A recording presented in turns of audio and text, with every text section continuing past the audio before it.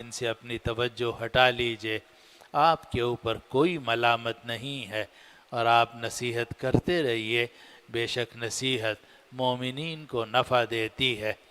اور میں نے جنوں اور انسانوں کو صرف عبادت کے لیے پیدا کیا ہے، میں ان سے کوئی رزق نہیں چاہتا، اور نہ میں یہ چاہتا ہوں کہ وہ مجھے کھلائیں۔ بے شک اللہ رزق دینے والا ہے، طاقت والا ہے، اور بڑا مضبوط ہے۔ اور بے شک ظالموں کا ڈول بھی بھر چکا ہے، جیسے ان سے پہلے ساتھیوں کا ڈول بھر گیا تھا، تو یہ لوگ مجھ سے جلدی نہ کریں، اور ہلاکت ہے کافروں کے لیے اس دن جس دن کا ان سے وعدہ کیا جا رہا ہے۔ یہ ہے ان آیات مبارکہ کا ترجمہ اور مفہوم جو آج کی مجلس میں آپ کے سامنے تلاوت کی گئی ہیں، اور یہ سورۃ الذاریات کی آخری آیات ہیں، آیت نمبر 47 سے لے کر، اور سورہ ذاریات کی آخری آیت آیت نمبر 60 تک آیات میں نے آپ کے سامنے تلاوت کی۔ ان آیات میں سے پہلی آیت میں اللہ سبحانہ و تعالیٰ کا ارشاد ہے، وَالسَّمَاءَ بَنَيْنَاهَا بِأَيْدٍ وَإِنَّا لَمُوسِعُونَ، اور ہم نے آسمان کو طاقت کے ساتھ بنایا، اور بے شک ہم طاقت والے ہیں، قدرت والے ہیں۔ وَالسَّمَاءَ بَنَيْنَاهَا بِأَيْدٍ، اور آسمان کو ہم نے طاقت کے ساتھ بنایا۔ عید جو ہے طاقت کے معنی میں استعمال ہوتا ہے، اور یہ ید کی جمع بھی آ سکتی ہے، اسی لیے حضرت شیخ الہند نے اس کا ترجمہ کیا، بنایا ہم نے آسمان ہاتھ کے بل سے۔ اور حضرت تھانوی رحمۃ اللہ علیہ اور حضرت شیخ الاسلام صاحب نے قدرت کا ترجمہ کیا کہ ہم نے اس کو اپنی طاقت اور قدرت سے بنایا ہے۔ وَالسَّمَاءَ بَنَيْنَاهَا بِأَيْدٍ، اور آسمان کو ہم نے طاقت کے ساتھ بنایا ہے۔ آسمان سے مراد ہے کل ما علاک فہو سما، اوپر جتنی چیزیں ہیں، زمین سے اوپر، دائیں بائیں آگے خلا ہے، خلا سے اوپر 7 آسمان ہیں، اوپر عرش ہے، کرسی ہے، جو بھی ہے، جن جن چیزوں کا قرآن اور حدیث میں ذکر آ رہا ہے، وہ ساری چیزیں مخلوق ہیں، اور اللہ سبحانہ و تعالی نے اپنی قدرت کاملہ کے ساتھ انہیں پیدا کیا ہے۔ آگے جو اس آیت کا دوسرا حصہ ہے اس میں ارشاد باری ہے، وَإِنَّا لَمُوسِعُونَ، اور ہم قدرت والے ہیں۔ اب موسعون کا مطلب قدرت والے بھی ہو سکتا ہے، اور اگر قدرت والے ہوں تو ایسے ہی ہے جیسے قرآن مجید میں سورہ بقرہ کے اندر آتا ہے کہ وَعَلَى الْمُوسِعِ قَدَرُهُ وَعَلَى الْمُقْتِرِ قَدَرُهُ، کہ جو مالدار ہے وہ اپنے حساب سے اپنے بیوی بچوں پر خرچ کرے گا، اور جو تنگ دست ہے وہ اپنے حساب سے اپنے بیوی بچوں پر خرچ کرے گا۔ تو وہاں موسع کا مطلب ہے وسعت والا، جس کو جتنی وسعت ہو اسی کے مطابق وہ اپنی وسعت کے مطابق مکلف ہوتا ہے۔ تو موسع کا مطلب یہ بھی ہو سکتا ہے کہ اپنی قدرت اور وسعت کے مطابق، تو وَإِنَّا لَمُوسِعُونَ کا مطلب یہ ہوگا کہ ہم وسعت والے ہیں، یعنی قدرت والے ہیں۔ اور ہمارے تقریباً سبھی اکابر نے، حضرت شیخ الہند، حضرت تھانوی رحمۃ اللہ علیہ اور حضرت مولانا تقی عثمانی صاحب نے قدرت ہی کا ترجمہ کیا، ہم بڑی قدرت والے ہیں۔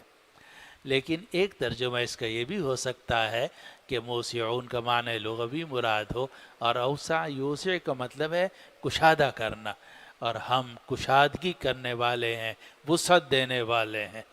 جو آج کل سائنسدان کہتے ہیں کہ جو خلا ہے، اور یہ ساری خلا پھیلتا جا رہا ہے، اور اجرام فلکیہ جو ہیں وہ ایک دوسرے سے آہستہ آہستہ دور ہوتے جا رہے ہیں، اور خلا کے اندر مسلسل وسعت ہو رہی ہے۔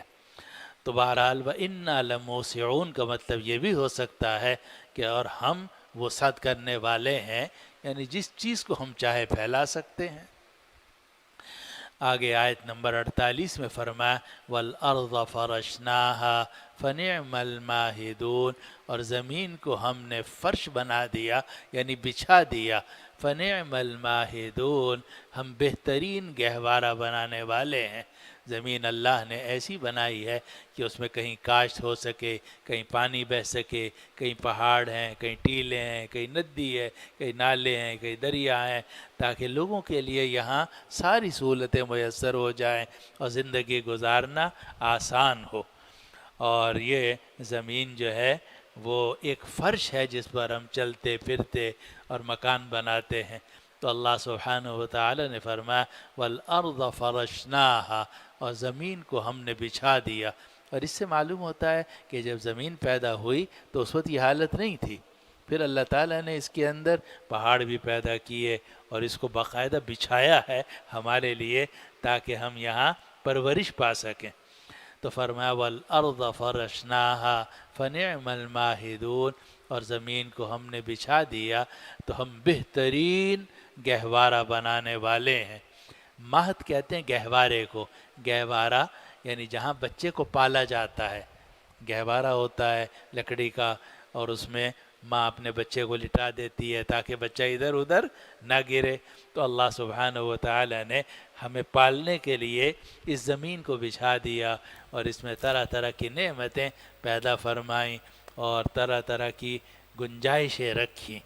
تو فرمایا وَالْأَرْضَ فَرَشْنَاهَا فَنِعْمَ الْمَاهِدُونَ، اور زمین کو ہم نے بچھا دیا اور ہم بہترین گہوارہ بنانے والے ہیں۔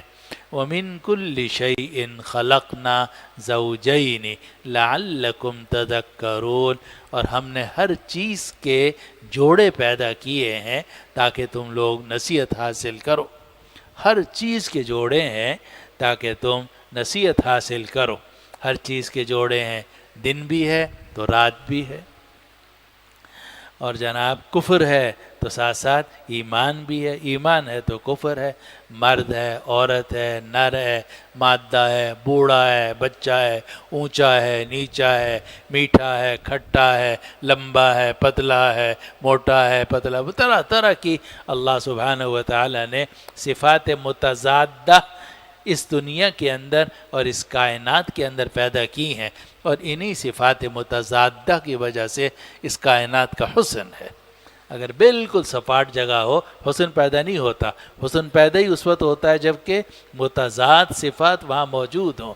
تو فرمایا وَمِن كُلِّ شَيْءٍ خَلَقْنَا زَوْجَيْنِ، اور ہر چیز سے ہم نے دو دو جوڑے پیدا کیے، اس کے جوڑے پیدا کیے لَعَلَّكُمْ تَذَكَّرُونَ، تاکہ تم نصیحت حاصل کرو۔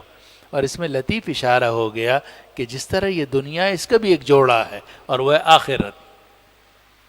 یہ دنیا ہے اور آگے اس کی آخرت ہے، تو اس دنیا بھی جوڑا ہے۔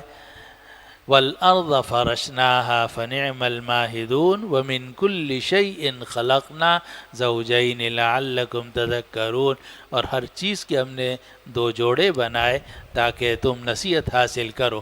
فَفِرُّوا إِلَى اللَّهِ، تو دوڑو اللہ کی طرف، بھاگو اللہ کی طرف، بھاگو اللہ کی طرف، یعنی رخ اپنا صحیح رکھو اور اللہ کی طرف چلتے رہو چلتے رہو چلتے رہو، جنت میں پہنچ جاؤ گے۔ فَفِرُّوا إِلَى اللَّهِ، تو دوڑو اللہ کی طرف۔ إِنِّي لَكُم مِّنْهُ نَذِيرٌ مُّبِينٌ، بے شک میں اللہ کی طرف سے تمہارے لیے واضح طور پر ڈرانے والا ہوں۔ انی لکم، میں تمہارے فائدے کے لیے آیا ہوں۔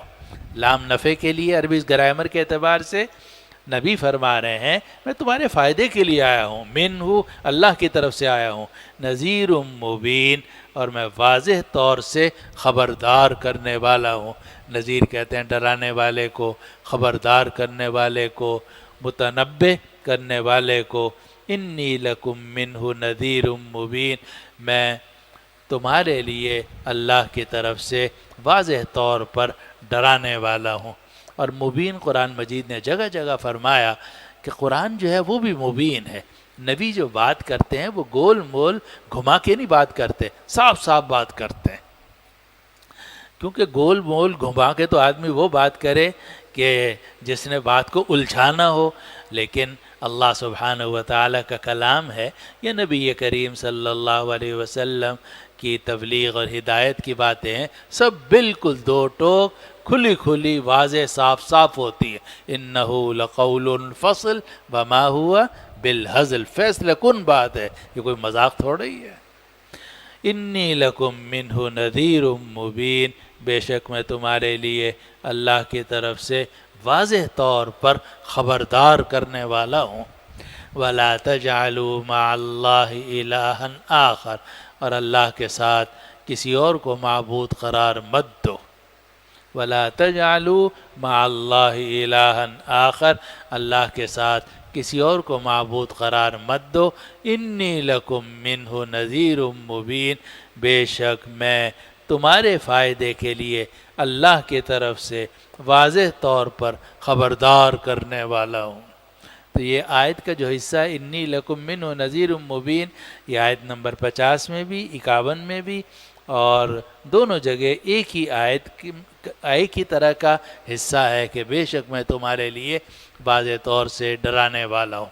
اور بعض علماء نے فرمایا کہ جو آیت نمبر 50 ہے اس میں تو یہ بات ہے کہ اللہ کا انکار مت کرو بلکہ اللہ کی طرف دوڑو، اور اگلی جو آیت ہے آیت نمبر 51 اس میں یہ بات فرمائی گئی کہ اللہ کے ساتھ کسی کو شریک مت کرنا، رخ رکھو اللہ تعالیٰ کی طرف اور اللہ تعالیٰ کی توحید میں پکے رہو، اور اللہ تعالیٰ کے ساتھ ذات میں یا صفات میں یا عبادت میں کسی قسم کا کوئی شرک نہ کرو، کیونکہ ان یسیر الریاء شرکن، تھوڑا سا دکھاوا بھی شرک ہوتا ہے۔ تو فرمایا وَلَا تَجْعَلُوا مَعَ اللَّهِ إِلَٰهًا آخر، اور اللہ کے ساتھ کسی اور کو معبود قرار مت دو۔ انی لکم منہ نذیر مبین، بے شک میں تمہارے لیے اللہ کی طرف سے واضح طور پر خبردار کرنے والا ہوں۔ آگے آیت نمبر 52 اور 53 میں اللہ سبحانہ و تعالی نے یہ بات ارشاد فرمائی کہ یہ جو مشرکین مکہ ہیں یہ کبھی آپ کو کہتے ہیں کہ آپ شاعر ہیں، کبھی کہتے ہیں کہ ساحر ہیں، اور کبھی کہتے ہیں کہ آپ مجنون ہو گئے ہیں کہ جناب آپ ہمیں آخرت کی باتیں بتا رہے ہیں۔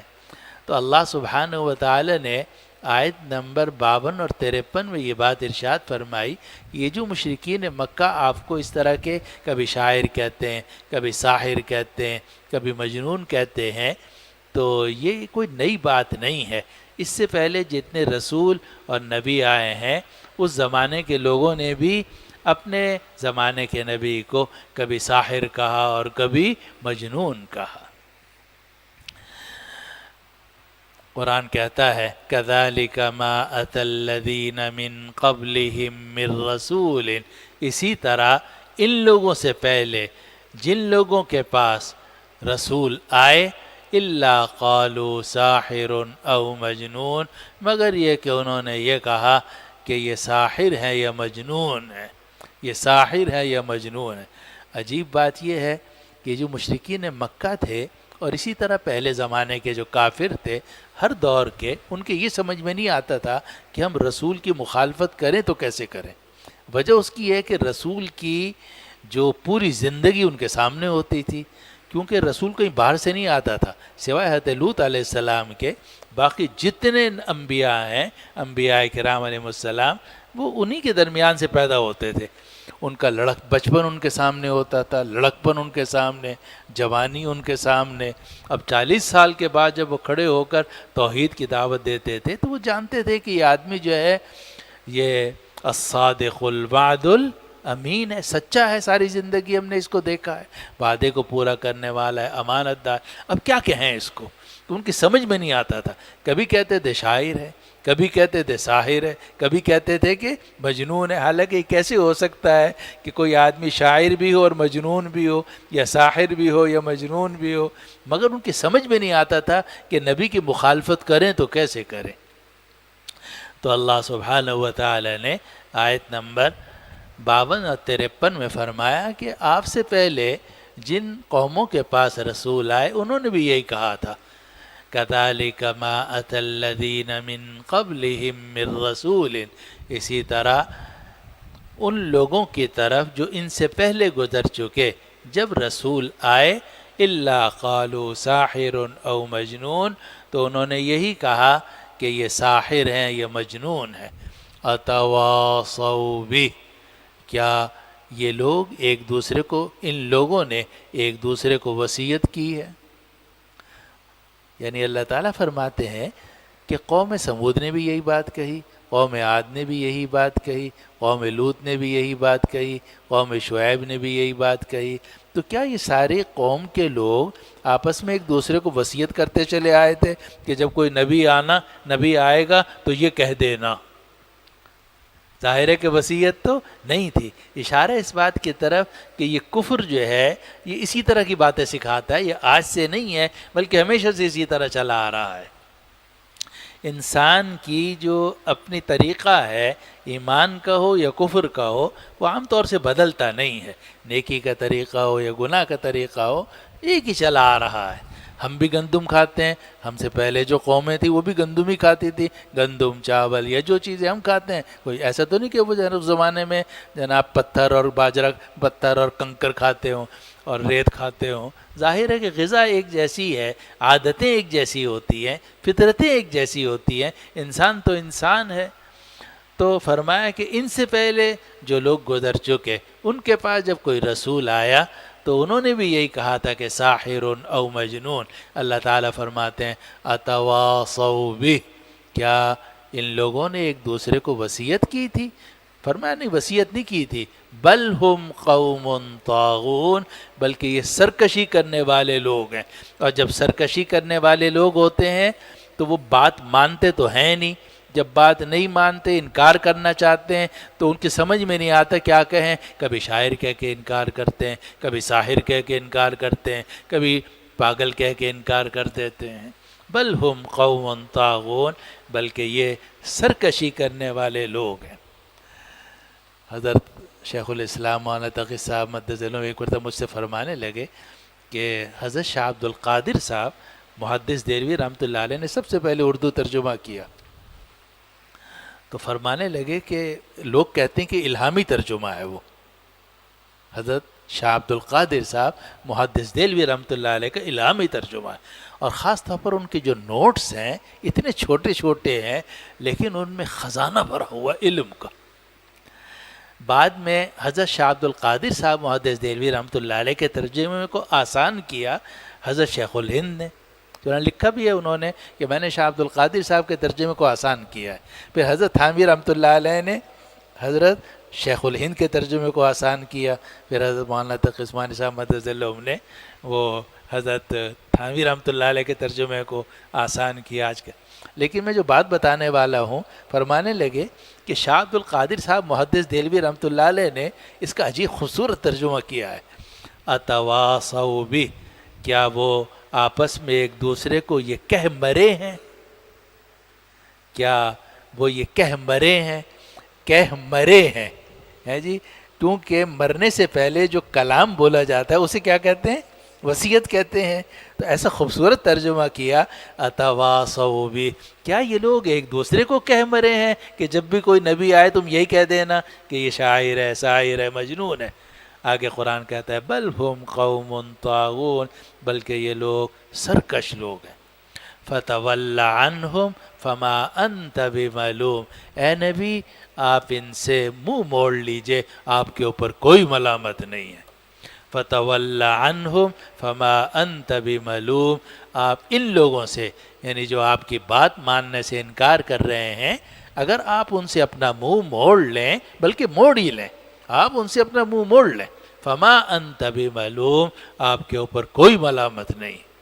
اور اس سے ایک بڑی بات معلوم ہوئی کہ مبلغ اور تبلیغ کرنے والا اس بات کا مکلف ہے کہ بات پوری واضح طریقے سے آگے پہنچا دے۔ ان علیک الا البلاغ فإن لم تفعل فما بلغت رسالت بلغ ما انزل الیک من ربک۔ لیکن اگر سامنے والا بات نہیں مانتا، ضد پر اڑا ہوا ہے، شاعر کہہ رہا ہے، ساحر کہہ رہا ہے، مجنون کہہ رہا ہے، پھر انسان کو اس کے پیچھے نہیں پڑنا چاہیے، انسان کو اس کے پیچھے نہیں پڑنا چاہیے۔ قرآن کہتا ہے فتول عنہم، آپ ان سے منہ موڑ لیجئے. تولا یتولا کے معنی پشت پھیر لینا، منہ موڑ لینا. فتول عنہم فما انت بملوم، آپ ان سے منہ موڑ لیجئے. فما انت بملوم، آپ کے اوپر کوئی ملامت نہیں ہے. اگر آپ ان کو پھر بعد میں ان کی طرف توجہ نہ کریں، آپ کے اوپر کوئی ملامت نہیں ہے. کیونکہ بار بار ایک ہی آدمی کو بار بار تبلیغ کرنا کوئی ضروری نہیں ہے. ایک مرتبہ آپ نے تبلیغ کر دی، بات پہنچا دی، آپ نے اپنی طرف سے اس کو ہدایت پر لانے کی پوری کوشش کر لی، لیکن کبھی وہ آپ کو شاعر کہتا ہے، کبھی ساحر کہتا ہے، کبھی مجنون کہتا ہے، آپ چھوڑ دیں اس کو. اور دنیا میں کام ہے اور کرنے ہیں آپ نے. تبلیغ کے لیے ایک آدمی یہی تو نہیں ہے، پوری جناب مخلوق ہے. تو ایک نہیں مانتا دوسرا مانے گا، دوسرا نہیں مانتا تیسرا مانے گا. کسی ایک کے پیچھے نہیں پڑنا چاہیے. اسی لیے ہمارے بزرگ فرماتے ہیں تبلیغ تو کرو مگر پیچھے نہ پڑو. کسی کے پیچھے نہیں پڑنا چاہیے. قرآن بھی یہی کہتا ہے فَتَوَلَّ عَنْهُمْ، اے نبی آپ ان سے منہ موڑ لیجئے. فَمَا أَنْتَ بِمَلُومٍ، آپ کے اوپر کوئی ملامت نہیں ہے. لیکن فرمایا وَذَكِّرْ فَإِنَّ الذِّكْرَى تَنْفَعُ الْمُؤْمِنِينَ، اور نصیحت کرتے رہیے لوگوں کو. فَإِنَّ الذِّكْرَى تَنْفَعُ الْمُؤْمِنِينَ، بے شک نصیحت مومنین کو نفع دیتی ہے. نصیحت سے مومنوں کو ضرور نفع ہوتا ہے. اور کبھی تو ایسا ہوتا ہے کہ جس کو آپ نصیحت کر رہے ہیں اس کو فی الحال فائدہ نہیں ہوتا، لیکن کبھی سال 2 سال کے بعد کبھی ایسے حالات پیش آ جاتے ہیں کہ وہ آپ کی کہی ہوئی بات اس کو یاد آ جاتی ہے، اس پر عمل شروع کر دیتا ہے. اس نصیحت کے بعد نصیحت کی بات نے نفع دیا، فوری نفع نہیں دیا بلکہ بعد میں دے دیا. میری پھوپھی حیات ہے، اللہ تعالیٰ ان کو سلامت رکھے، وہ مجھ سے فرمانے لگیں کہ محمود میں اپنے بچوں کو سمجھاتی ہوں مانتے نہیں، تو میں سوچتی ہوں سمجھانا چھوڑ دوں.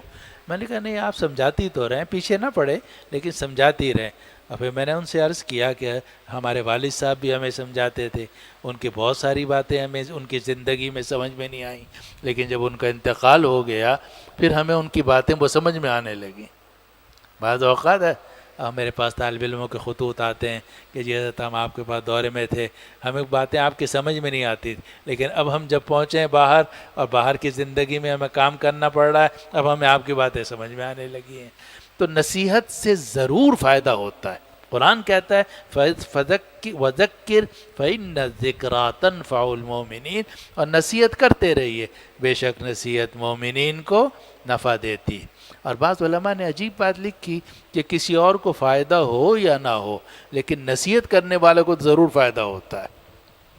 ایک تو اس کو ثواب مل جاتا ہے، دوسرا اس کو یہ خیال ہوتا ہے کہ میں لوگوں کو نصیحت کر رہا ہوں، خود دوسروں کو نصیحت خود میاں فضیحت. اردو کے مثل مشہور ہے کہ دوسروں کو نصیحت خود میاں فضیحت.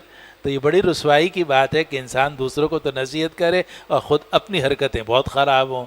تو خود آدمی کو شرم آنے لگتی ہے، اور شرم آنے کی وجہ سے آدمی کو فائدہ ہوتا ہے. قرآن کہتا ہے وَذَكِّرْ فَإِنَّ الذِّكْرَى تَنْفَعُ الْمُؤْمِنِينَ، اور نصیحت کرتے رہیے کیونکہ نصیحت مومنین کو نفع دیتی ہے. اب آگے آیت نمبر 56، وہ مشہور آیت ہے جو آپ نے کئی مرتبہ سنی ہوگی، وَمَا خَلَقْتُ الْجِنَّ وَالْإِنسَ إِلَّا لِيَعْبُدُونَ، میں نے جنوں اور انسانوں کو نہیں پیدا کیا مگر صرف اس لیے تاکہ وہ میری عبادت کریں. میں نے جنوں اور انسانوں کو نہیں پیدا کیا مگر صرف اس لیے تاکہ وہ میری عبادت کریں. یعنی اس کا جو مصلحت تشریعیہ ہے انسانوں کو پیدا کرنے کی، وہ یہی ہے کہ انسان جو ہیں وہ اللہ تعالیٰ کی عبادت کریں. البتہ تکوینی طور پر بعض لوگ عبادت کرتے ہیں اور بعض عبادت نہیں کرتے، کفر اختیار کرتے ہیں. لیکن اللہ تعالیٰ نے جو انسانوں کو اور جنوں کو پیدا کیا ہے وہ صرف عبادت کے لیے. اور حضرت گنگوہی رحمۃ اللہ علیہ نے عجیب بڑی پیاری بات لکھی.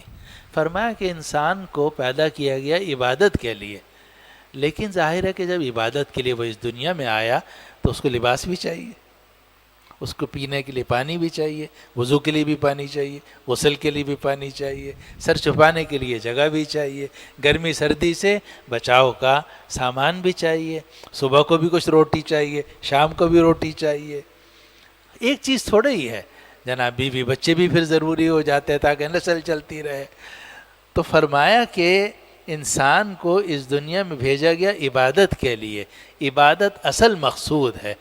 اور فرمایا کہ اگر انسان غور سے دیکھے تو پورے 24 گھنٹے میں جو آدمی زیادہ عبادت کرتا ہوگا شاید 4 گھنٹے عبادت کر لیتا ہوگا. اگر سب نمازوں کو آپ ملا لیں، تہجد بھی ملا لیں، تو 4 گھنٹے آپ نے عبادت کی ہوگی. باقی 20 گھنٹے 8 گھنٹے آپ سو گئے اور سروس پہ چلے گئے، دکان کھول لی، ہل چلایا، پانی لگایا، پتہ نہیں کیا کچھ، صبح سے شام تک جوتا جڑوا رہے ہیں، جوتا خرید رہے ہیں، گندم لا رہے ہیں، پسوا. ایک مسئلہ تھوڑے ہی ہے. فرمایا کہ اگر یہ سارے کام اس 4 گھنٹے کے لیے ہیں تو یہ 20 گھنٹے بھی عبادت.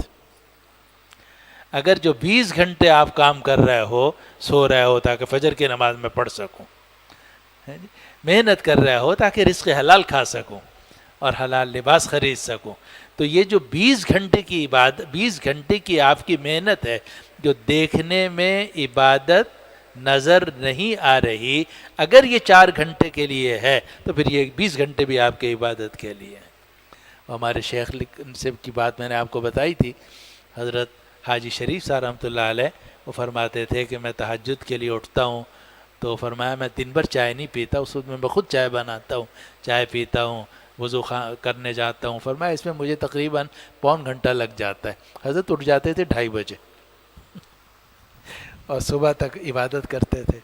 فرمایا کہ آدھا پون گھنٹہ لگ جاتا ہے لیکن میں گھبراتا نہیں، اور میں سمجھتا ہوں کہ یہ آدھا پون گھنٹہ یہ تیاری کے لیے ہے، تہجد کی تیاری کے لیے ہے. کیونکہ آدمی تو اللہ کے لیے اٹھ گیا، بستر اس نے چھوڑ دیا. جب بستر چھوڑ دیا، کس کے لیے چھوڑا؟ تہجد کے لیے چھوڑا، اللہ کے لیے چھوڑا. اب اگر وہ بیت الخلاء جا رہا ہے اور کپڑا ٹھیک کر رہا ہے، کپڑے کو پاک کر رہا ہے، نیا لباس پہن رہا ہے، وضو کر رہا ہے، یہ سب تہجد کی تیاری ہے. تو یہ ایسے ہی ہے جیسے تہجد پڑھ رہا ہے. آپ نے نہیں پڑھا؟ حدیثوں میں آتا ہے کہ جب آدمی مسجد کی طرف اٹھاتا ہے تو ہر قدم کے اوپر ایک نیکی لکھی جاتی ہے، ایک گناہ. حالانکہ آپ چل رہے ہوتے ہیں سڑک کے اوپر، وہ مسجد تھوڑا ہی ہے، لیکن وہ بھی لکھی اس لیے کہ جا رہے ہیں اچھے کام کے لیے.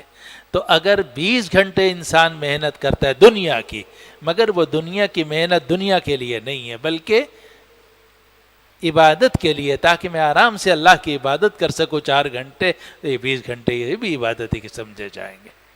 فرمایا وَمَا خَلَقْتُ الْجِنَّ وَالْإِنسَ إِلَّا لِيَعْبُدُونَ، میں نے انسانوں اور جنوں کو نہیں پیدا کیا مگر صرف عبادت کے لیے.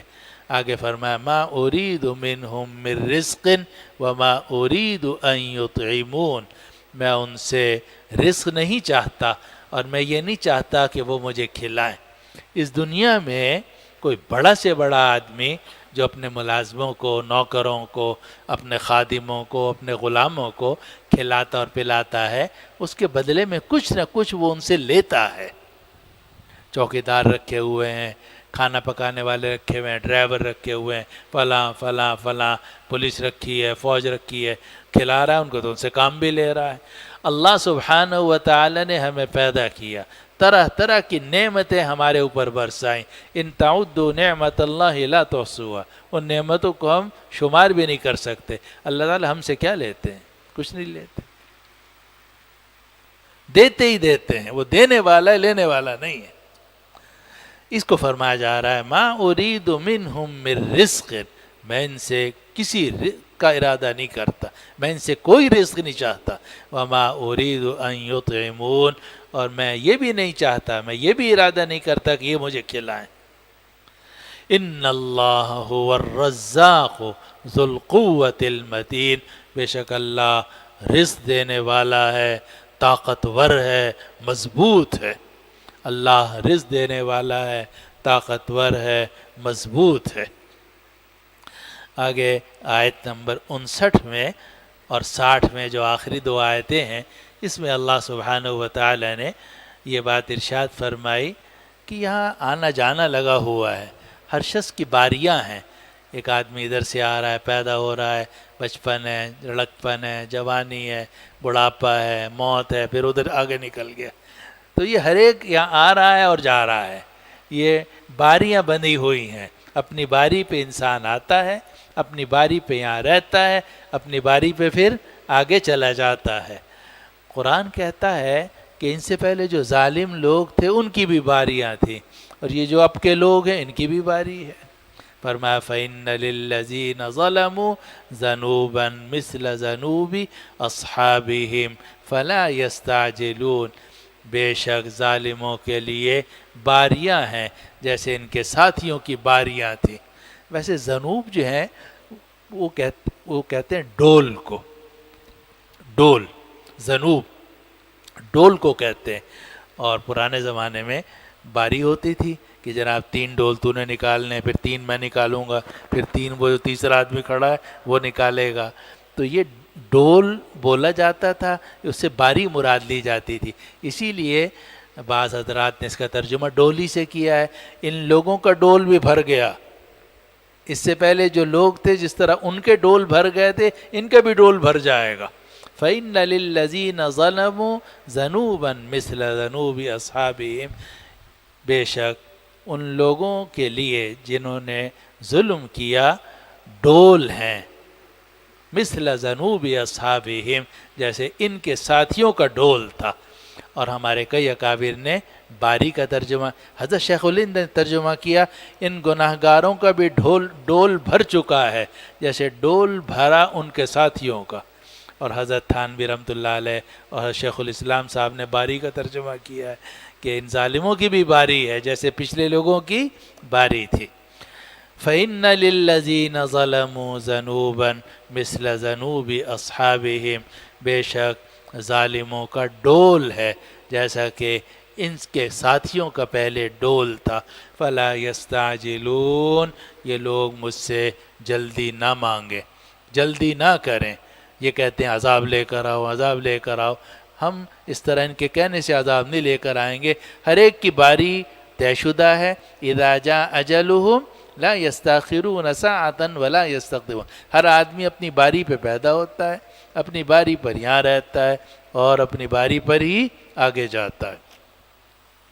اس لیے کہتے ہیں کہ زندگی کی سب سے محافظ موت ہے، زندگی کی حفاظت کرنے والی چیز موت ہے، کیونکہ موت کا ایک وقت متعین ہے، اس وقت سے نہ آپ پہلے مر سکتے اور نہ بعد میں مر سکتے، ایک طے شدہ وقت ہے۔ تو موت خود حفاظت کرتی ہے زندگی کی، کیونکہ موت کا ایک طے شدہ وقت ہے۔ تو فرمایا ان ظالموں کا ڈول ہے جیسا کہ ان کے ساتھیوں کا ڈول تھا، یا ان کی باری ہے جیسے ان سے پہلے لوگوں کی باری تھی۔ فَلَا يَسْتَعْجِلُونَ، یہ لوگ مجھ سے جلدی نہ کریں۔ آخری آیت میں فرمایا فَوَيْلٌ لِّلَّذِينَ كَفَرُوا مِن يَوْمِهِمُ الَّذِي يُوعَدُونَ، اور ان کافروں کے لیے بڑی ہلاکت ہے اس دن سے جس کا ان سے وعدہ کیا جا رہا ہے، جس دن کا ان سے وعدہ کیا جا رہا ہے اس دن کے لیے بڑی ہلاکت ہے، یعنی وہ بڑی ہلاکت والا دن ہوگا ان کافروں کے لیے، اور وہ اللہ کے عذاب سے بچ نہیں سکیں گے۔ یہ سورۃ الذاریات الحمدللہ یہاں کر پوری ہو گئی۔ آج جو آیات پڑھی گئی ان کا ترجمہ دوبارہ سن لیجئے۔ وَالسَّمَاءَ بَنَيْنَاهَا بِأَيْدٍ وَإِنَّا لَمُوسِعُونَ، اور آسمان کو ہم نے طاقت کے ساتھ بنایا اور بے شک ہم وسعت والے ہیں، ہم وسعت دینے والے ہیں۔ وَالْأَرْضَ فَرَشْنَاهَا فَنِعْمَ الْمَاهِدُونَ، اور زمین کو ہم نے بچھا دیا، ہم بہترین گہوارہ بنانے والے ہیں۔ وَمِن كُلِّ شَيْءٍ خَلَقْنَا زَوْجَيْنِ، اور ہر چیز کے ہم نے جوڑے پیدا کیے ہیں۔ لَعَلَّكُمْ تَذَكَّرُونَ، تاکہ تم لوگ نصیحت حاصل کرو۔ فَفِرُّوا إِلَى اللَّهِ، اللہ کی طرف دوڑو۔ انی لکم منہ نذیر مبین، بے شک میں اللہ کی طرف سے تمہارے لیے واضح طور سے ڈرانے والا ہوں۔ وَلَا تَجْعَلُوا مَعَ اللَّهِ إِلَٰهًا آخر، اور اللہ کے ساتھ کسی کو معبود مت بناؤ۔ انی لکم منہ نذیر مبین، بے شک میں اللہ کی طرف سے تمہارے لیے واضح طور سے ڈرانے والا ہوں۔ كَذَلِكَ مَا أَتَى الَّذِينَ مِن قَبْلِهِمْ مِن رَّسُولٍ، اسی طرح ان سے پہلے جو بھی رسول آئے، إِلَّا قَالُوا سَاحِرٌ أَوْ مَجْنُونٌ، مگر ان لوگوں نے یہی کہا کہ یہ جادوگر ہیں یا مجنون ہیں۔ اتواصوا بہ، کیا یہ لوگ ایک دوسرے کو، کیا ان لوگوں نے ایک دوسرے کو وصیت کی ہے؟ بل ہم قوم طاغون، بلکہ یہ لوگ سرکشی کرنے والے لوگ ہیں۔ فتول عنہم فما انت بملوم، تو آپ ان سے منہ موڑ لیجئے، آپ کے اوپر کوئی ملامت نہیں ہے۔ وذکر فإن الذکریٰ تنفع المؤمنین، اور نصیحت کرتے رہیے، بے شک نصیحت مومنین کو فائدہ دیتی ہے۔ وما خلقت الجن والانس الا لیعبدون، اور میں نے جنوں اور انسانوں کو نہیں پیدا کیا مگر تاکہ وہ میری عبادت کریں۔ ما ارید منہم من رزق، میں ان سے کوئی رزق نہیں چاہتا۔ وما ارید ان یطعمون، اور میں یہ بھی نہیں چاہتا کہ وہ مجھے کھلائیں۔ ان اللہ هو الرزاق ذو القوۃ المتین، بے شک اللہ رزق دینے والا ہے، طاقتور ہے، مضبوط ہے۔ فإن للذین ظلموا ذنوبا مثل ذنوب اصحابہم، ان ظالموں کا بھی ڈول بھر چکا ہے جیسے ان کے ساتھیوں کا ڈول بھر گیا تھا۔ فلا یستعجلون، یہ مجھ سے جلدی نہ کریں۔ فویل للذین کفروا من یومہم الذی یوعدون، تو ہلاکت ہے کافروں کے لیے اس دن سے جس دن کا ان سے وعدہ کیا جا رہا ہے۔ اور جو حد گنگوئی رحمۃ اللہ علیہ کی بات ہے وہ دوبارہ میں آپ کو عرض کر دیتا ہوں، یاد دہانی کرا دیتا ہوں، اور بڑی کام کی بات ہے کہ آدمی کا مقصد عبادت ہونا چاہیے۔ اللہ نے ہمیں اس دنیا میں بھیجا ہے کس لیے؟ عبادت کے لیے۔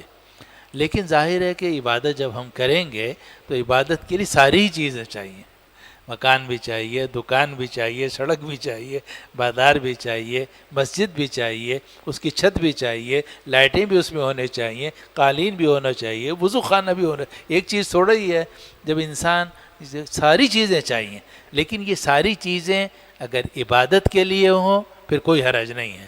چنانچہ اگر آدمی کے 20 گھنٹے ان چیزوں میں گزرتے ہیں مگر 4 گھنٹے وہ جم کر اللہ تعالیٰ کی عبادت کرتا ہے اور 20 گھنٹوں کا مقصد یہ 4 گھنٹے ہیں، تو اس کا مطلب یہ ہے کہ اس کی پوری زندگی کیا ہے؟ عبادت۔ حضرت مفتی شفیع صاحب قدس اللہ سرہ نے جو خطوط لکھے حضرت تھانوی رحمۃ اللہ علیہ کو، وہ چھپے ہوئے ہیں اور مکاتیب حکیم الامت میں موجود ہیں۔ اس میں بھی حضرت مفتی شفیع صاحب رحمۃ اللہ نے لکھا کہ حضرت صبح سے شام تک میں مدرسے میں مصروف رہتا ہوں، میری جناب ایک بہن بیوہ ہے، اس کے بچے ہیں، میرے اپنے بچے ہیں، میری ایک بیٹی بیوہ ہو گئی ہے، اس کا بچہ ہے، اور سارا دن مجھے مصروفیت رہتی ہے۔ ایک چھوٹا سا میں نے کاروبار کھول رکھا ہے کتابوں کا، اس میں کام کرتا ہوں، عبادت کا موقع نہیں ملتا۔ تو حضرت تھانوی رحمۃ اللہ نے لکھا کہ آپ کے تو دنیا بھی دین ہے، یہ فرمایا آپ کی تو دنیا بھی دین ہے، یعنی جو دن بھر آپ دنیا کے کام کر رہے ہیں یہ کیا ہے؟ عبادت۔ اور یہ حقیقت ہے کہ ایسی ایک گر کی بات ہے کہ ساری زندگی انسان کی عبادت بن جاتی ہے، بن سکتی ہے، بشرطے کہ اصل مقصود کیا ہو؟ اللہ کی عبادت۔ ہنسے بولے، بیوی بچوں کے حقوق ادا کرے، سب کچھ اس لیے ہو کہ بھئی میں عبادت کر سکوں۔ حضرت تھانوی رحمۃ اللہ نے فرمایا کہ اگر آدمی فجر کی نماز پڑھ کے بیٹھا رہے تو اس کو بڑا ثواب ملتا ہے، عمرے کا ثواب مل جاتا ہے، اشراق پڑھ کے اٹھے۔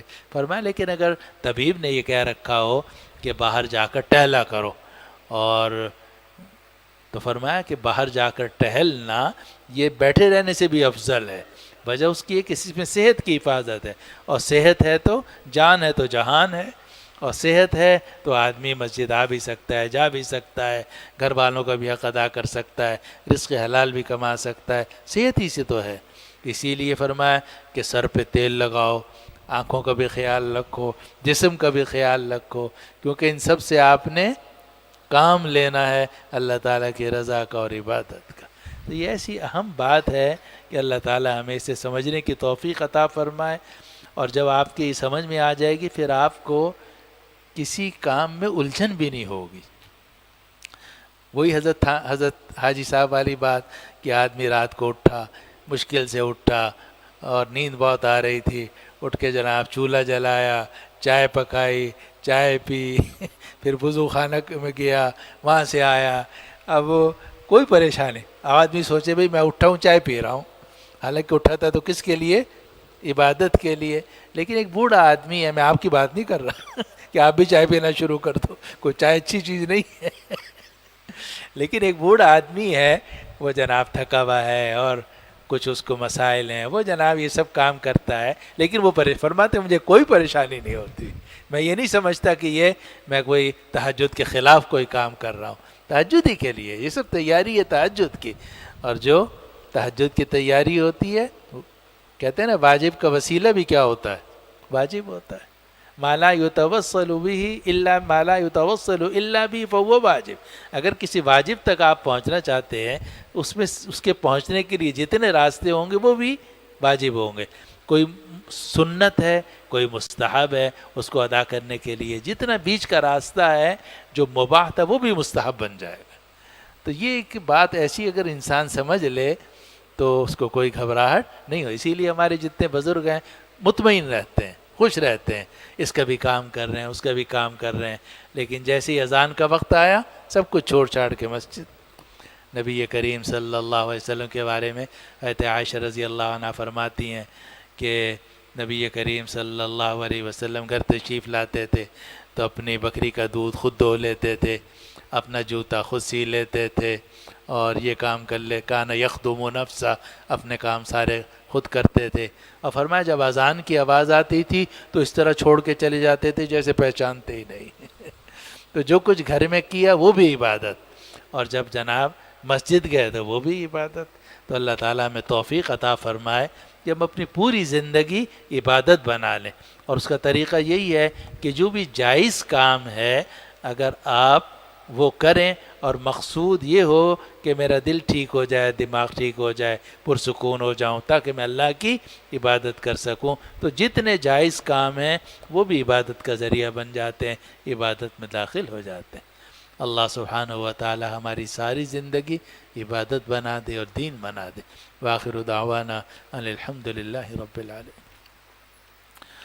الحمد للہ رب العالمین والعاقبۃ للمتقین والصلاة والسلام علی سیدنا و شفیعنا و مولانا محمد وعلی آلہ واصحابہ اجمعین.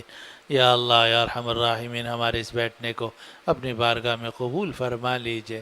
یا اللہ یا ارحم الراحمین، ہمارے ظاہر اور باطن کی اصلاح فرما دیجئے.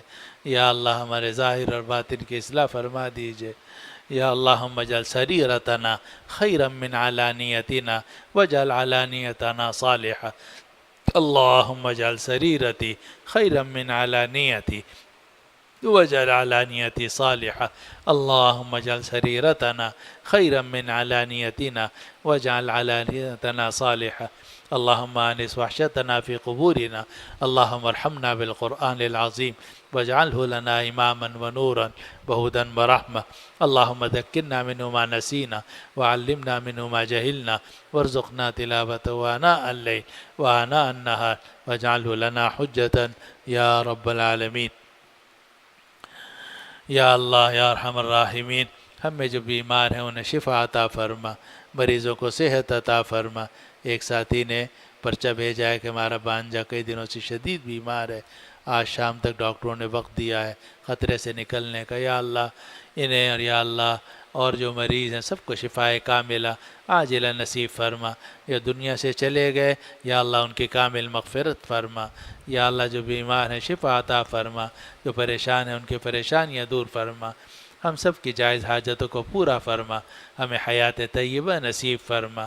یا اللہ ہماری دنیا کی زندگی کو بھی عبادت کا ذریعہ بنا دیجئے. یا اللہ ہمیں حقوق کی ادائیگی کرنے والا بنا دیجئے. یا اللہ ہماری دنیا بھی اچھی فرما، آخرت بھی اچھی فرما. اللہم ربنا آتنا فی الدنیا حسنہ وفی الآخرۃ حسنہ وقنا عذاب النار. اللہم انا نسألک تمام العافیہ ونسألک دوام العافیہ ونسألک الشکر علی العافیہ ونسألک الغنی عن الناس ولا حول ولا قوة الا بک. بہت سارے ساتھی رائے بنڈ گئے ہوئے ہیں، بہت سارے ساتھی اسلام آباد میں. یا اللہ سب کی حفاظت فرما، تمام مسلمانوں کی حفاظت فرما. یا اللہ تمام مسلمانوں کی جان مال آبرو کی حفاظت فرما، عافیت نصیب فرما. یا اللہ یا ارحم الراحمین، جو ہمارے مسلمان بھائی ریل کے حادثے میں شہید ہو گئے، یا اللہ ان کی کامل مغفرت فرما، ان کے عثماندگان کو صبر جمیل عطا فرما، ان میں جو بیمار ہیں اپنا فضل و کرم سے انہیں شفائے کامل عاجلہ نصیب فرما، یا اللہ ہمارے ملک کی اصلاح فرما دے، نظام کی اصلاح فرما دیجئے، یا اللہ ملک میں بڑی بد امنی ہے، یا اللہ بد انتظامی ہے، یا اللہ کوئی شعبہ صحیح کام نہیں کر رہا، یا اللہ ہمارے ملک کو درست فرما دیجئے، ہمارے ملک کو صحیح معنی میں اسلامی فلاحی مملکت بنا دیجئے، یا اللہ اسے صحیح معنی میں اسلامی جمہوریہ پاکستان بنا دیجئے، صحیح معنی میں اسے اسلامی فلاحی مملکت بنا دیجئے۔ ربنا تقبل منا انك انت السميع العليم وتب علينا انك انت التواب الرحيم، وصلى الله وسلم وبارك على حبيبنا وسيدنا وشفيعنا ومولانا محمد وعلى آله واصحابه اجمعين برحمتك يا ارحم الراحمين، واخر دعوانا ان الحمد لله رب العالمين۔